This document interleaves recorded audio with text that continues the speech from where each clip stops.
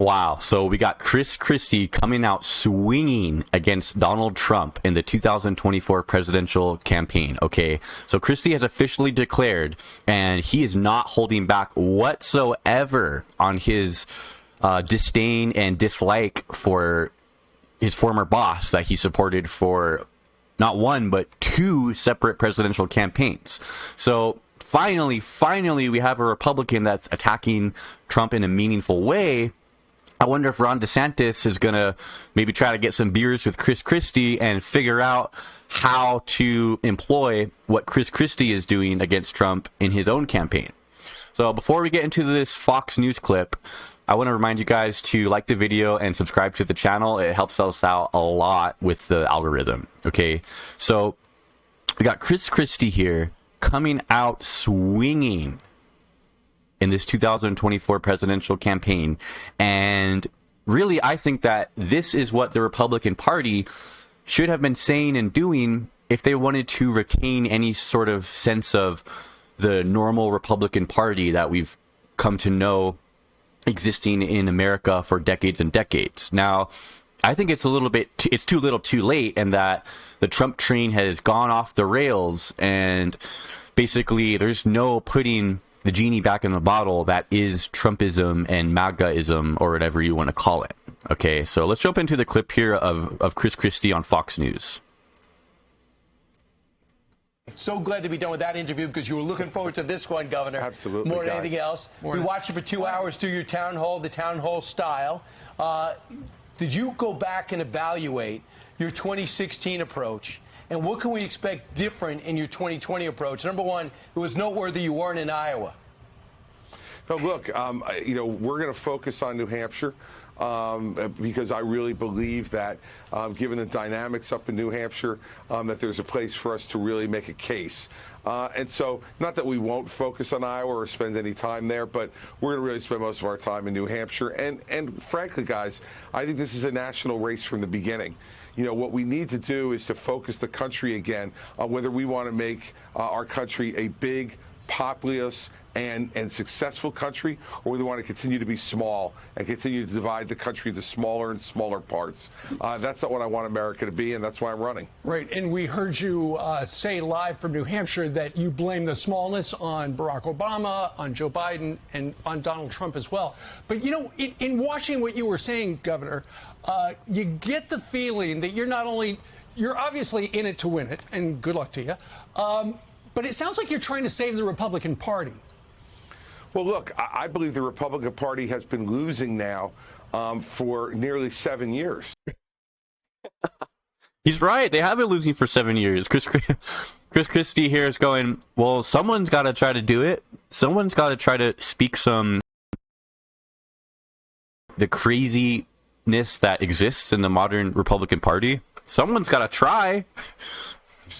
After Donald Trump's win in 2016, which I was a large part of, we haven't been able to win anything since then.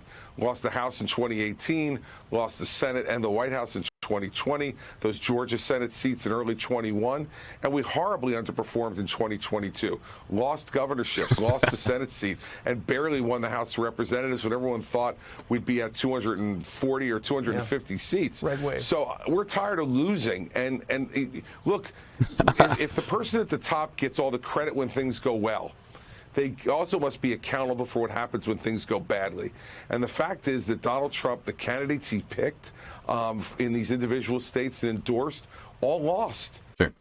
Carrie Lake, Herschel Walker, Dr. Oz, Blake Masters, and others.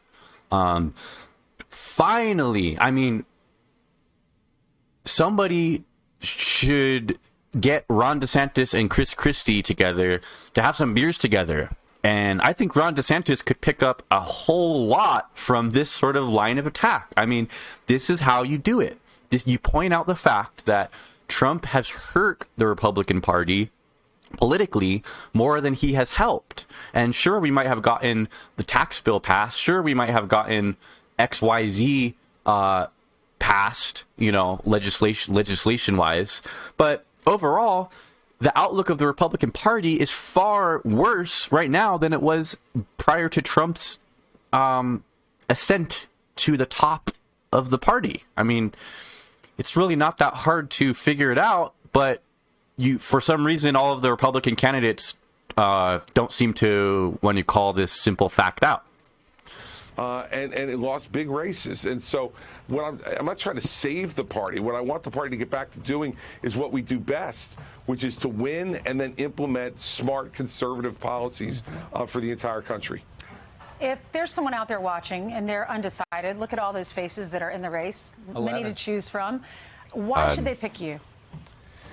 You know, I've been tested, Ainsley. I've been tested throughout my entire career, governing in a very blue state, as Steve knows from being part of it. Yep. A million more Democrats than Republicans, yet was reelected with 61% of the vote, 51% of the Hispanic vote, and nearly a quarter of the African-American vote. Those are the kind of things we need to do to win again. And we win that way. We're going to bring in Republican majorities and significant ones, preserve the one in the House, get a new Republican majority in the Senate, and then we can go about doing the things we need to do to improve health care in the country, to go after this inflation and this crazy spending that's been going on, to make sure we fix the immigration problem once and for all, and make sure we have a secure border where fentanyl is not pouring over it each and every day. Yeah. You need a law enforcement person, someone who understands how to make sure we can work with the police to make the streets of our cities and our towns safe again. It's gone completely down the drain under Joe Biden. And just to point out a little quick fact check here of Christie is that rural areas and Republican states and Republican counties are more violent than Democrat cities per capita. Okay. Sure, we have crime that's concentrated in cities because there's more people, so it seems like there's more. It seems like it happens more frequently, but in fact, you look at any statistic, okay, domestic abuse, gun violence,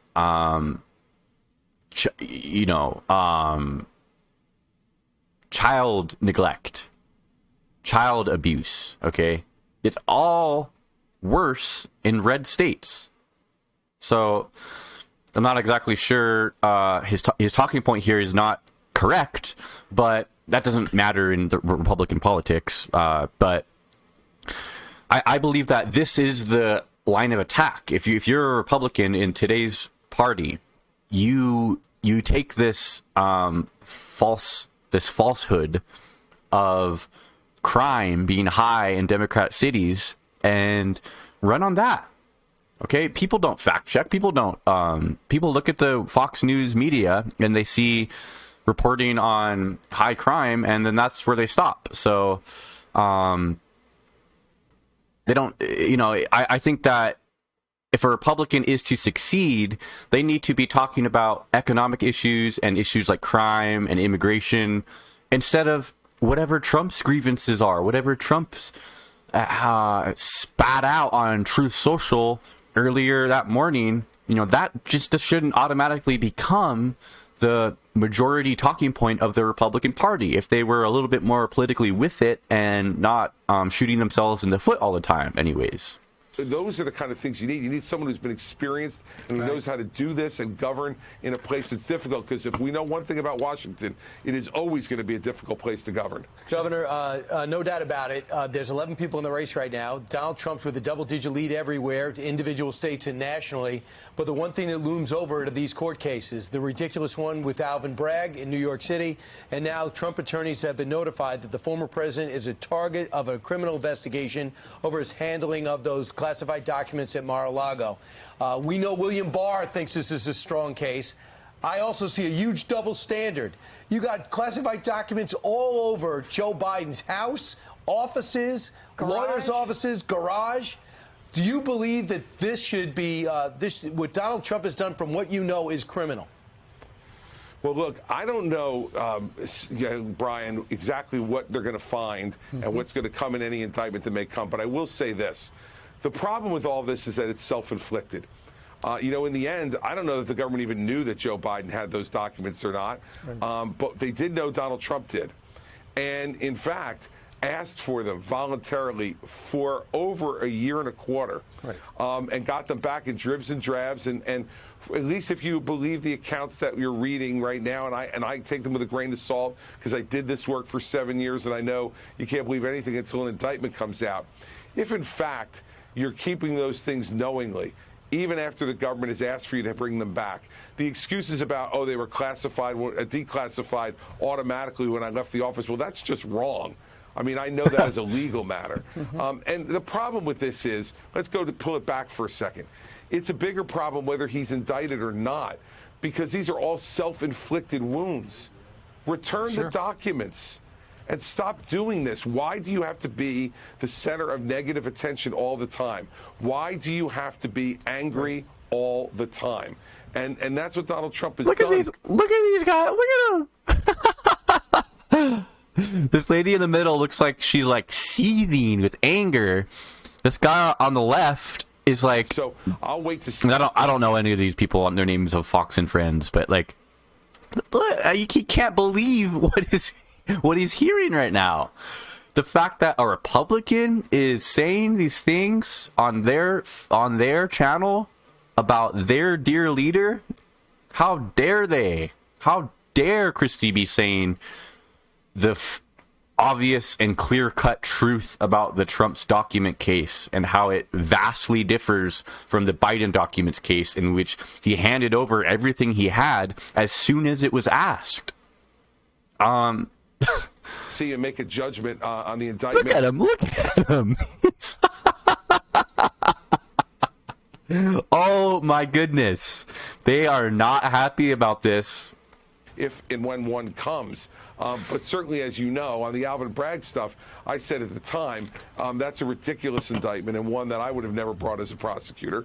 But it doesn't mean that the next one and the next one are not going to be problematic. And by the way, that's weight that Donald Trump will have to carry if he's the nominee into a general election in November. And why do we want to take that risk? Sure. Governor, thank you very much for joining us. We know you got Wow. That's... So there you guys have it. These Fox News hosts just absolutely stunned that Chris Christie would have the audacity to say what is a clear-cut fact about the documents case. I mean, it's not like he's speaking in a hyperbole or he's being unfair or he's, you know, going out of his way to bring Trump down. He even said that he thought the Alvin Bragg case was, you know, maybe not the best thing, and maybe was unnecessary. But what he said was that, oh, that doesn't excuse all potential indictments against Trump in the future. That's distinctly different than how 90% of the Republican Party is framing this latest Trump indictment. Okay, they are framing it as, oh, it's just pure politics, purely political. They're going after him because he's a top-running Republican and Biden doesn't want to worry about having to defeat him in an election.